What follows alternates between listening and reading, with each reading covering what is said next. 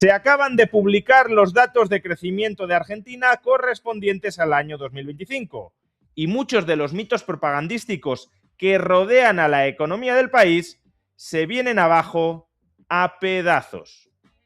Veámoslo. Ya tenemos datos de crecimiento económico de Argentina para el conjunto del año 2025 y de esos datos se desprenden 5 importantes conclusiones que vamos a sintetizar en este vídeo.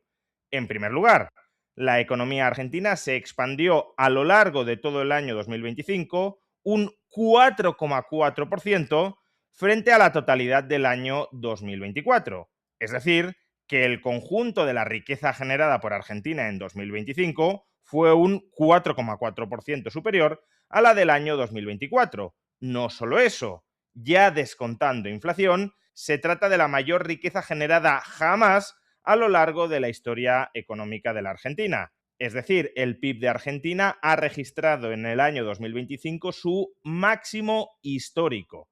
Estamos hablando de máximo histórico en términos de PIB, no de PIB per cápita. El PIB per cápita, la riqueza que en promedio genera cada ciudadano argentino, todavía está lejos de sus máximos de la década pasada. Aún así, en el cuarto trimestre del año 2025, el PIB per cápita de Argentina sí era superior al PIB per cápita de cualquier otro trimestre del año 2023, último año de gobierno peronista. Y aunque es verdad que esta cifra de crecimiento económico del 4,4% en todo 2025 versus todo 2024 se ve favorecida por lo que en contabilidad nacional se denomina efecto arrastre, es decir, como el PIB ya había crecido bastante en el cuarto trimestre de 2024, basta con que se mantenga grosso modo el mismo nivel de actividad a lo largo del año 2025 que en el cuarto trimestre de 2024 para que en el conjunto de 2025 se registre crecimiento versus el conjunto de 2024. Pero aún así, y siendo esto cierto, en los datos de ayer también se incluía el crecimiento económico correspondiente en específico al cuarto trimestre del año 2025. Y lo que observamos es que la economía argentina sigue creciendo tanto en términos interanuales, cuarto trimestre de 2025 versus cuarto trimestre de 2024, como en términos intertrimestrales, cuarto trimestre de 2025 versus tercer trimestre de 2025. En concreto, en términos interanuales, la economía argentina ha crecido un 2,1% y en términos intertrimestrales un 0,6%. Se trata de la recesión, o eso dicen los peronistas, más rara de toda la historia, una recesión con crecimiento económico. En segundo lugar, no todos los sectores de la economía argentina están en máximos históricos de actividad económica. Es verdad que algunos sectores se han comportado mejor que otros a lo largo de estos últimos 2 años. Pero aún así, el nivel de actividad económica de la mayoría de sectores de la economía argentina ya están por encima, a finales de 2025, de lo que registraban a finales del año 2023, bajo gobierno peronista. El sector financiero, la agricultura, la minería, hoteles y restaurantes, el sector eléctrico, transporte, actividades inmobiliarias, pesca y también comercio son actividades que generan ya más PIB a finales de 2025 de lo que generaban a finales de 2023. Y luego tenemos, sí, otros sectores que todavía generan menos actividad económica ahora que a finales del año 2023. Y son todos ellos sectores muy estrechamente vinculados o con el gasto público que ha recortado Milei o con las protecciones estatales que ha desmontado Milei. ¿Qué sectores generan menos PIB a finales de 2025?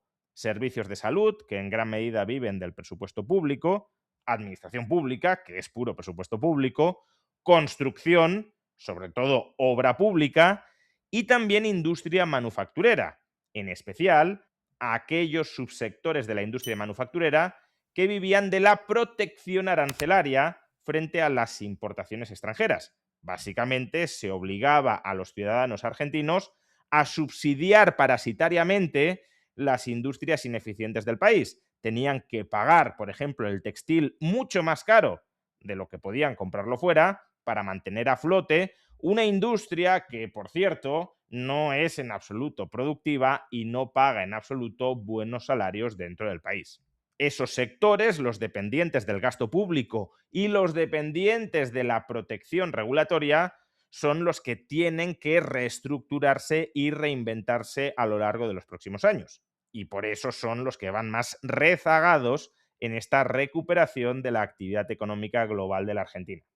En tercer lugar, este crecimiento económico se produce en un contexto de estancamiento o incluso retroceso relativo del consumo público, es decir, de la contribución productiva directa del Estado argentino a la generación de PIB. En términos absolutos, el consumo público está estancado desde que llegó Milei al gobierno, pero es que en términos relativos, como peso sobre el PIB, el consumo público ha perdido casi un punto porcentual dentro del PIB.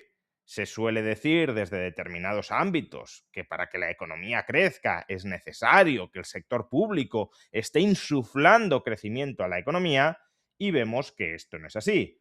La economía argentina crece decreciendo el consumo público. En cuarto lugar, la caída del consumo público no va en absoluto de la mano de la caída del consumo privado. A pesar de que estamos escuchando continuamente que la inflación en Argentina se ha desplomado desde el 12,8% mensual de noviembre del año 2023 hasta el entorno del 3% actual, ese desplome de la inflación, se nos dice, es consecuencia del hundimiento, del colapso del gasto en consumo dentro de Argentina.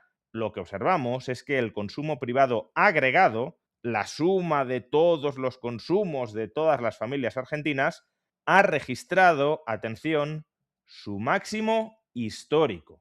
Jamás los argentinos han consumido más que en la actualidad en términos agregados. De nuevo, no estamos hablando en términos per cápita. En términos de gasto por ciudadano no estamos en máximos históricos, pero en términos de gasto agregado de la economía, que es lo que cuenta para hablar de sobrecalentamiento o de enfriamiento del conjunto de la economía, el consumo agregado privado sí está en máximos históricos. Y es que el consumo agregado no solo contabiliza el gasto en los supermercados, esa es una parte pequeña, en torno al 30% de todo el gasto en consumo agregado. Y es una parte que sí, está cayendo, se ha moderado desde que gobierna Milei. Pero el consumo agregado también tiene en cuenta el consumo de servicios, el consumo de bienes duraderos, por ejemplo, automóviles, y también el consumo online, que no está registrado dentro del gasto en consumo de supermercados.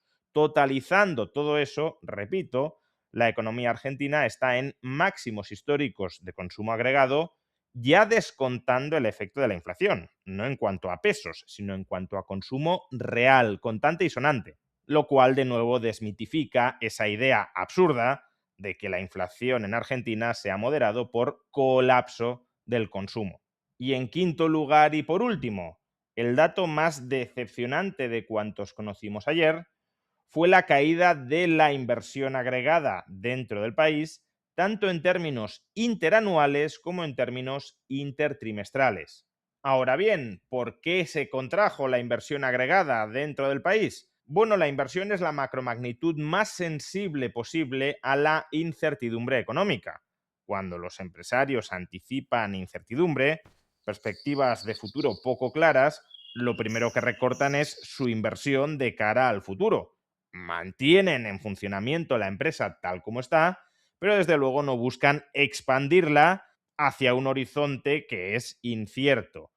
Y como sabemos, el año 2025, especialmente su segunda mitad, fue un año especialmente incierto como consecuencia de la perspectiva de que el peronismo podía ganar las elecciones de medio término, algo que además parecía que se confirmaba con la rotunda victoria del peronismo en las elecciones provinciales de Buenos Aires. Pues bien, ese aumento de la incertidumbre, que se trasladó con muchísima claridad al estallido del riesgo país, que se vivió en parte en el segundo trimestre, pero sobre todo en el tercer trimestre del año 2025, ese aumento de la incertidumbre que se trasladó al riesgo país también se trasladó al recorte de las inversiones empresariales.